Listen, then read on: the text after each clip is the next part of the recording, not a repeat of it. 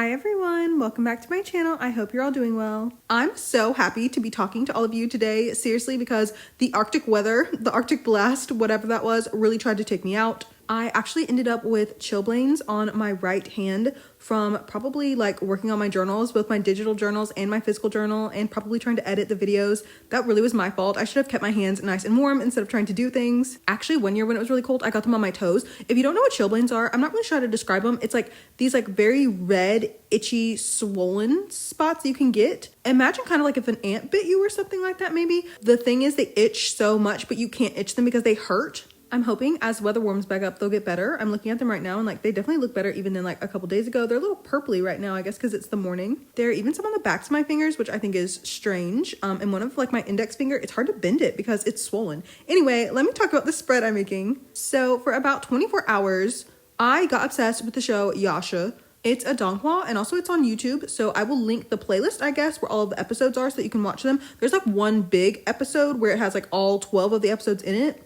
And I would suggest watching that, but like I'll just link the whole playlist. From my understanding, it's based on a novel series that used to be really popular in China. To anyone that likes Link Click, especially season 1 of Link Click, this show is definitely for you. So the way the show starts is a woman has a baby and she's in the hospital and she is giving this baby a kind of like magical necklace. And this man appears at the foot of her bed and he's like, "Are you sure you want to pass this on?" And she's like, "Yes, absolutely. Like, this is my child and this necklace will protect him for the next 24 years. And then it flashes forward 23 years into the future and the baby is now a doctor. That's kind of confusing to me because I feel like med school takes a long time. I don't know how you could be almost 24 and already a doctor. And the doctor is named Su Beilu and he is friends with the man who runs an antique shop. And the man that runs the antique shop just so happens to be the man that was at the foot of his mother's hospital bed, which is crazy because he doesn't look like he's aged a single day. His character does eventually have a name. I don't know if it's a spoiler or not because like the whole entire show I was like, what is this man's name? Like, are they ever gonna say? And then when I was reading the description of the show, it said what his name is. So I don't know if it was supposed to be a secret or not. But the whole entire show, everyone just calls him Lao Ban because he's the owner of this antique shop. But of course, it's not any sort of regular antique shop. The artifacts that he has are magical in some way or form.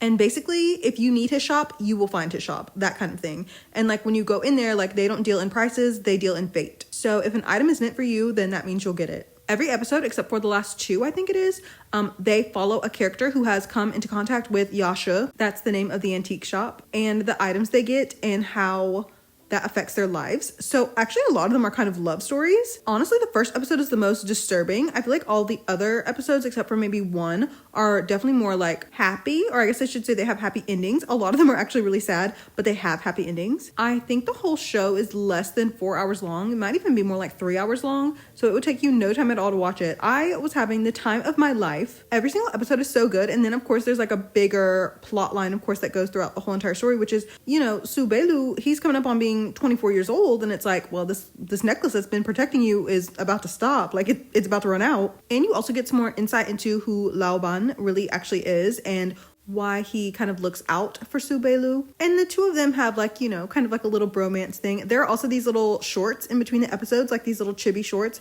also like Link Click, and those are really fun too. Su Beilu is always trying to have nighttime snacks. Like he's always bringing food to eat. So that's why I wanted this to be like food themed. I couldn't find any like real dumpling themed memo sheets. So I used that Sumiko Garashi one, but it's like, it's sushi, not the same vibe, but I felt like the colors were kind of like what I was envisioning anyway. And I love that gold frame I found on Canva because it reminds me of the title cards for each episode. I knew that the colors in this spread would be different than like my usual color palette that I gravitate towards when I'm making spreads. So I thought it would be fun to make something like this. And also I wanted to talk about Yasha because I want everybody to watch it. I don't know if they'll adapt the rest of the novels into more seasons or not, but it's such a good show. I really recommend it. The next spread I'm making is for my reading journal, and this one is for volume 2 of Barefoot Angel. I had this on my TBR in December and just did not get to it, but I thought that was fine because it wasn't really like Christmassy in vibe to me. It was just like winter themed, and we're definitely still in winter. The reason I really didn't get to it in December is because I knew I was going to have to reread volume 1 because I think I read volume 1 in 2023. So it had been a while and I definitely needed to refresh my memory, and I'm glad I reread volume 1. Actually, volume 1 and volume 2 are kind of different. Volume 1 is about this angel who gets stripped of his wings because he's done something punishable in heaven. and he ends up on a park bench in England. He literally just has on his angel clothes. It's the middle of winter. They don't even have winter in heaven apparently, so he's not dressed for the season. And this man is walking by and sees him shivering on this bench, and he's like, like this guy looks like he could use some help. And he's like, hey, do you want to come to my house? And that man is named Turner. He's a human being, and he's a shoemaker, a cobbler. And he gives the angel the name Benjamin, Benny. They start calling him Benny. And Benny wants Turner to make him some shoes, and Turner is more than happy to do that. But the reason Benny wants some shoes is because he wants to explore around England. He's really curious about humans, and he just wants to be like in the human world and like observe things. And of course he and Turner fall in love.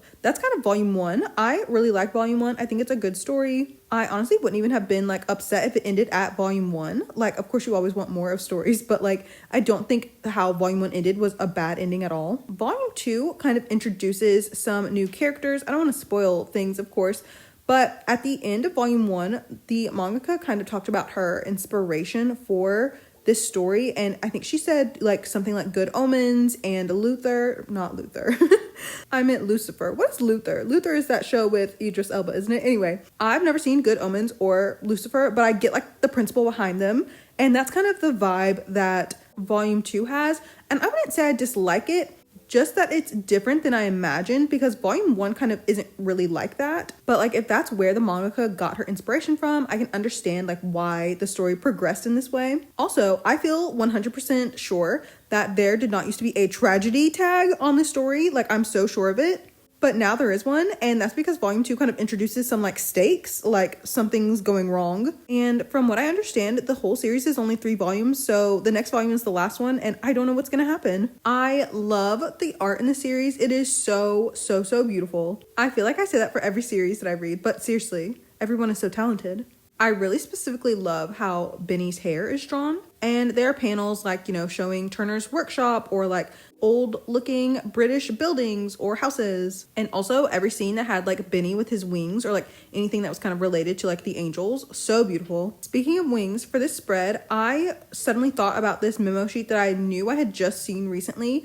It's so perfect because Hello Kitty is like an angel, but also there's snowflakes, and this whole entire series is set during the winter time. And there's also feathers, and angels have feathers. So I thought that was really perfect. And of course I also used the choppy crop tool on Canva to cut out those stickers. Some of them are cut out more nicely than others. Don't look too close at them. I really wanted this spread to feel kind of like heavenly.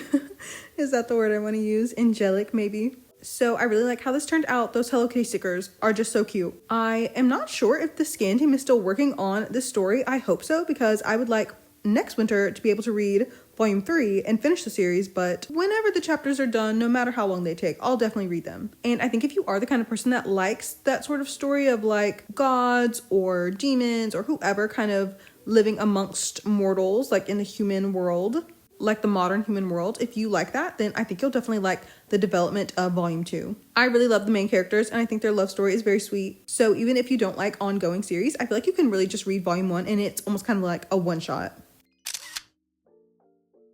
The last spread I'm making in today's video is my January reading wrap-up reading log spread. I read a lot of stuff this month, including some one-shots, but I decided I'm not counting my one-shots anymore, like towards my total count for how many books I've read in a year. But I'll definitely still write them down and like note them, because I do want to know like when I read them, of course. Actually, the first thing I read in 2025 was a one-shot. It was kind of like a dark comedy sort of thing. I feel like anytime someone says dark humor, it's not ever funny. But this story is about a guy whose boyfriend is like very clingy, like to the point that it's toxic. But then at the end of the one shot, you find out that he's also clingy in the same way. So they're kind of meant for each other. Like them both being insane cancels out like each other's toxicity. The next thing I read in January was a manga called Loved Circus. And it's actually by the same mangaka I spoke about last year. Remember when I was saying my like least favorite books of the year, but not really least favorite, just kind of the most uncomfortable feeling? I read another one of her works. I think this was actually maybe her first one. I don't know though. I feel like she said that in her like little afterward author's message though. But I feel like I see this one all the time. Like I even have seen it sold like on Target's website, and I saw this was available digitally from my library. So I was like, why don't I just also read this, since I've already read so much of her work? It's really not a like typical BL in terms of like a love story, because you really never see the characters falling in love. And even at the end, like It's not that they don't end up together, but they don't really. It's more so like they're reconnecting at the end of the story. Sorry if that's like a big spoiler, but I don't know. Like that might be something that people want to know. But the main character is a man who kind of goes bankrupt because he falls in love with like this girl that works at like this hostess kind of club. And he's like giving her all of his money. He takes on all this debt, literally just trying to give her money. And he decides he's worthless. He can't do this anymore. All he wants to do is be able to, you know, help her out, but he can't because he doesn't have the finances to do it. And he tries to, you know, say goodnight permanently. But he wakes up because these people have found him and they're like, yeah, you actually can't do that because you owe people money. So like, what are you going to do? And they tell him you can come work with us at this place called Circus. And Circus is kind of what you would imagine it to be. People come in to be serviced. And there's this very kind of mysterious man who works there, and he's been working at Circus for forever. And of course, the main character starts to like him, and you kind of learn that other character's backstory. I don't know why I'm forgetting his name. And the main character kind of decides that, you know, he can't stay at Circus for the rest of his life. He needs to go like get an actual job and move forward. It's definitely a really interesting story. It's not nearly as dark as some of the mangaka's other work. It was definitely interesting. I'm glad that I read it finally. After that, I read Phantom Busters, volumes 1 through 3, which I talked about in another video. And then I read Ethan Frome, which is a short novel by Edith Wharton. I listened to it on audio from the library. I've really wanted to get into Edith Wharton. I don't know why, but that's kind of like one of my little goals this year, is that I want to read some of her work. And I started with Ethan Frome because it is kind of a winter themed story. It has kind of a like gothic ghost story feel to it almost, even though it's not a ghost story at all. But the ending is kind of just like, wow, look at the consequences of your actions. Like everyone seemed very haunted. So that was really good. I like that. And I'm glad I listened to it on audio because I feel like the accents helped. Then I read 3 volumes of Usagi no Mori. I think that's how you pronounce it. I would consider this series to be unfinished. Like it's technically ongoing, but the author has not written any more chapters in years. So to me, it's more like unfinished than ongoing. This is definitely a very dark, like unpleasant BL series to read.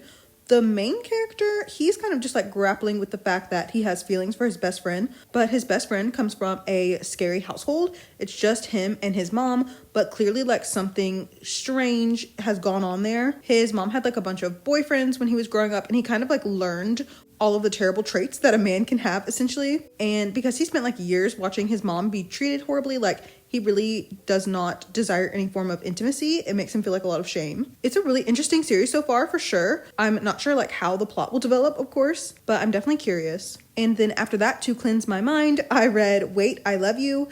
This manga is what I thought White Liar would be. Because this manga is about a guy who's dating a celebrity actor, kind of like White Liar was. But Wait, I Love You is more about like them trying to keep their relationship hidden because they end up working like on the same job site. The main character does hair and makeup, and his boyfriend, like I said, is a famous actor. So that's kind of how they end up working together. But of course, their relationship is a secret. I thought it was so cute. It was what I wanted White Liar to be. But also Wait, I Love You is way more lighthearted than White Liar was, so that's why they're also not the same story at all, of course. And I did actually make a spread for Wait, I Love You. I just didn't screen record it, but I'll show it to you at the end of this video. And after that, I read another one-shot, and it was called Mine-kun is Asexual. It was good, but it reminded me that there's a series called I Want to Be a Wall, that I really need to finish reading because it's about an ace character, a woman who's a BL fan. And then the final thing I read was Barefoot Angel Volume 2. Well, I reread Volume 1, but then I read Volume 2. Also, as you can see, I made a little section for things that I started reading this month but didn't finish or DNF'd. I would love to talk about those as well, but I'm running out of screen recording footage, so I don't have time to. I'm really happy with how the spread turned out though, and like I said before, I really want to keep up with making these every single month. It's really nice to see everything I've read or started reading written out like this. And now we can go put all these spreads into my journals. I know it must be February by the time you're watching this, so happy February. Honestly, it's kind of one of my favorite months. I love how short it is. And I also love Valentine's Day, not only because that's Jaehyun's birthday, but I just love Valentine's Day in general. I wanted to talk about the spreads that I didn't show myself making in today's video. Most everything I used I found on Pinterest, but there were a couple of things. So in my spread for Wait, I Love You, I used some star backgrounds. I've definitely shown them in other colors before, but I will link the Naver blog that they come from. I also used one in a spread I made for Lunar New Year. And also in that Lunar New Year spread, I used some stickers that I found on Twitter. I'm pretty sure I retweeted them before, but I'll definitely have the link to that tweet in the description box. I feel like I made my Lunar New Year spread a little bit too blue, but it is the year of the blue snake. My fortune looks really good this year, by the way. I mean, we'll see. You never know how life is going to pan out, but like the stars are saying things are looking great. I love when I see men annoyed by women enjoying astrology, like good. It's just so funny to me because they think astrology is just like pop astrology essentially, as if being an astrologer was not like a very revered position for like hundreds, probably thousands of years. Like they were literally consultants to emperors, kings. It is so off-putting to me when I see someone like hate on women. It's always women too that they hate on for liking astrology. That's just one of those things that like deeply gets under my skin for some reason. I don't know what it is about it. I personally think it's cool to see a girl who knows what she's talking about when it comes to astrology. It's a lot to learn. I think people like genuinely do not understand like how much time and effort goes into learning all of the houses, the signs, what they mean in conjunction with others, just so much stuff. Let me not get too angry. I think I'm about to go watch The Wild Robot actually because it's on Peacock now. I don't know. I don't want to be angry before I go watch that movie. Thank you so much for watching today's video, especially if you made it all the way here to the end. Like I said before, everything I used in today's video will be in my Pinterest board, which is always linked in my description box, along with my other social media accounts, as well as the links to the Google Drive folders for my deco kits. If you have any questions, please let me know. I'll do my best to answer them. I hope that February has started off well for you and that you've been having a good week. I'll see you in the next one. Bye everyone.